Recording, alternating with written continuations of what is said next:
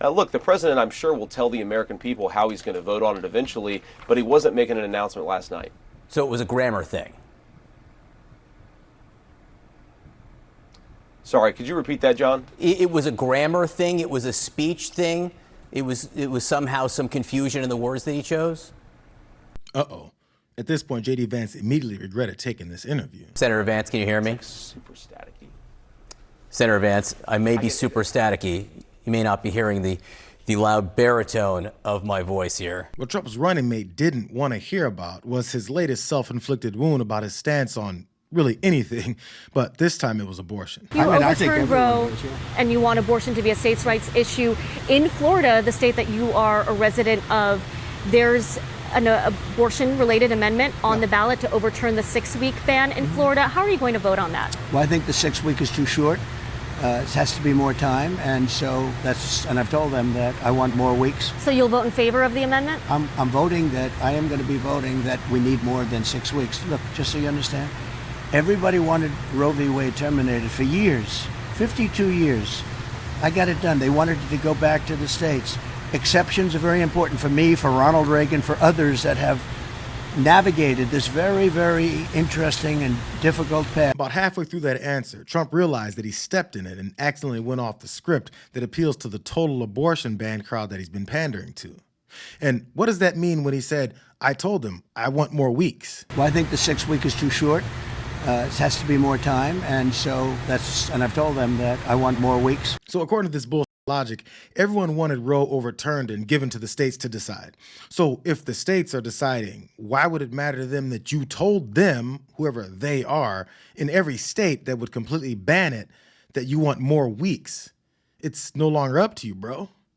The only thing worse was to send J.D. Vance on TV where he'd have to answer for Trump's damaging answers. We were talking about Donald Trump's statement on abortion overnight where he said he would vote for more than 6 weeks in Florida. And the campaign then put out a statement saying, yeah, but he's not saying he's going to vote for the amendment which would allow for more than 6 weeks. And I was asking you if it was a language thing, if he understood what he was saying, or if this was a shift in position.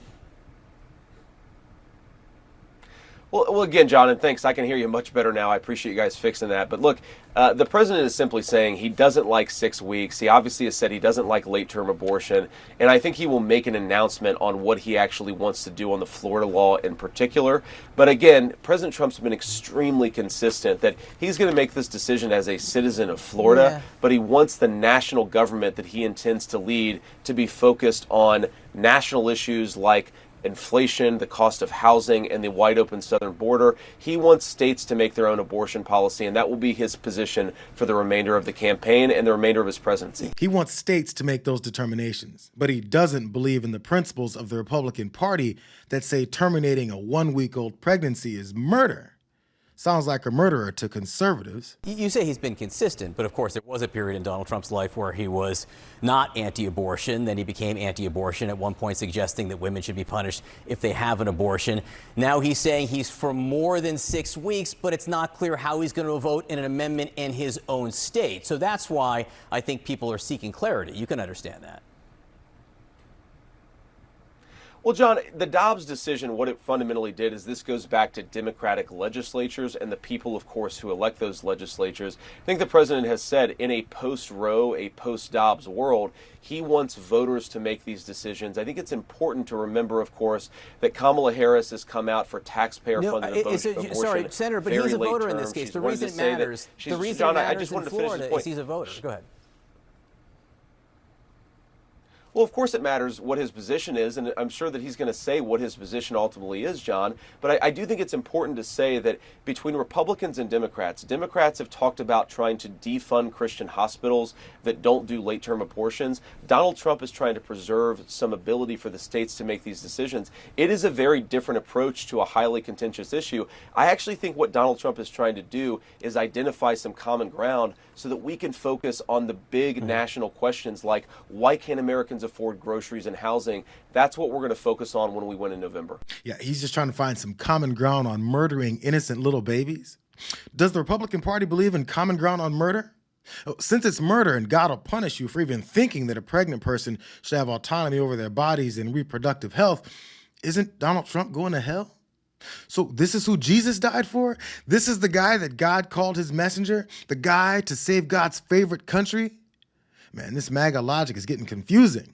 Help us figure out this stance on IVF, James David. How would this work if a state, and you believe that states should have the right to make these decisions, if a state bans IVF, but Donald Trump says he wants to guarantee and or pay for IVF for everyone who wants it, how would that work if a state banned it?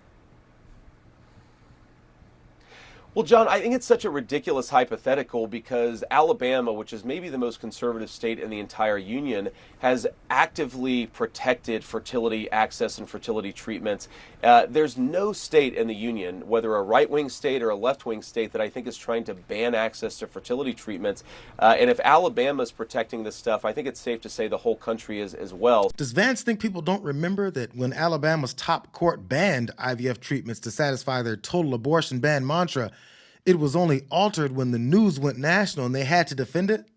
They had no intention of reversing that decision. So his basis conclusion that there's no state that would ban it or that Alabama has actively protected fertility is completely false. So if you believe reality, you won't believe him. The worst part about this whole thing, though, is that JD himself voted against IVF. Who is to say there's not another court in another state that could decide that IVF should be banned? It happened in Alabama for a minute. You also voted against a measure in the Senate that would have guaranteed access to IVF around the country. So it's possible, right? Well, two things, John. First of all, yes, a court made that decision in Alabama, and like the next second, the Alabama state legislature fixed that problem and ensured women had access to these fertility treatments. And all that I voted on, John, is for religious liberty. I don't want Christian hospitals or Christian charities to be forced to do something that they don't want to do. We have multiple Republican measures that support fertility treatments, support IVF, but don't require Christian hospitals or other religious organizations to violate their conscience. I think all of us accept that we live in a big country with diversity of opinions. We want women to have access to this needed medical treatment. We also want to make sure that Christian organizations can live their conscience. I don't think there's any tension there or any conflict. And fundamentally, it's Democrats who are trying to force people to do things against their will. He said, we live in a big country with diversity of opinions where we should allow Christian organizations to deny medical care and treatments to people if their conscience tells them to. You know, this kind of response ignores the fact that the smaller the state and the smaller the town, there are fewer organizations available for people to shop around for one that isn't forcing their beliefs on patients. At this point in the interview, Vance was probably thinking that his boss lied to him when he declared this little insignificant issue is over. I think the abortion issue has been taken down many notches. I don't think it's a big factor anymore, really. But that issue is very much subdued. Yeah, thank you. Yes, that flippant energy says a lot about Trump's view that as long as he wants an issue to be put to bed, that it's done, which completely disregards the vast number of affected Americans that aren't convinced. JD believed it and was raked over the coals when he had to answer all those questions that he didn't want to about how it isn't as subdued as Trump promised. But CNN's John Berman wasn't done with JD. You were talking about Donald Trump's social media. Would you describe his posts over the last 48 hours as lifting people up, quoting, reposting QAnon statements, reposting these misogynistic memes about Vice President Harris and Hillary Clinton? That's the kind of open discussion that you think is lifting people up? Oh, John, I think if you look at Donald Trump's full campaign appearances and, yes, his social media appearances, what you see is two things. A guy with an agenda to lower prices and bring back American prosperity, and a political candidate who isn't stodgy, who likes to have some fun and likes to tell some jokes. I'd much rather have a candidate who's willing to go off script, who's willing to give every interview, and is willing to tell some jokes. I do think that's how you lift people up. A politics of boring scolds telling people they can't laugh, that is not lifting Americans up. That's how to tear us down. All right, fun and jokes. See, this is why MAGA conservatives think that the media is unfair to Trump and really anyone that parrots the inconsistent things that they do and say. Trump's barrage of misogynistic and bigoted posts is just fun and games. JD doesn't like the politics of boring scolds that tell people that they can't laugh. I do think that's how you lift people up. A politics of boring scolds telling people they can't laugh, that is not lifting Americans up. That's how to tear us down. What happened to her laugh? I haven't heard that laugh in about a week. That's why they keep her off the stage. That's why she's disappeared. That's the laugh of a crazy person, I will tell you, if you haven't known it. It's a crazy. She's crazy. They told her, don't laugh, don't laugh. No, her laugh is career threatening. They said, don't laugh. She hasn't laughed. She doesn't laugh anymore. It's smart, but someday it's going to come out. That's the laugh of a person with some big problems. She's trying to come back. She got rid of the laugh. I noticed I haven't seen that crazy laugh that she got. She's crazy. That laugh, that's the laugh of a crazy person. But I noticed that she's not using that laugh anymore. Somebody convinced her, don't laugh, just don't laugh. Don't laugh under any circumstances because I like laughter, but sometimes. Not her laughter. From the moment we take back the White House from crooked Joe Biden and Kamala, I call her Laughing Kamala. You ever watch her laugh? She's crazy. You know, you can tell a lot by a laugh. No, she's crazy. She's nuts. Have you heard her laugh? That is the laugh of a crazy person. That is the laugh of a crazy. It's the laugh of a lunatic. Have you heard it? They prohibited her for laughing. I've been waiting for her to laugh because as soon as she laughs, the election's over. You know, this Republican ticket needs to have some meetings on consistency. Do they not realize that Trump formulated his entire campaign against Kamala Harris based on her laugh? They've trapped themselves in this corner because they originally thought being an asshole that mocks and tells fifth grade level jokes about their opponent would seal the election.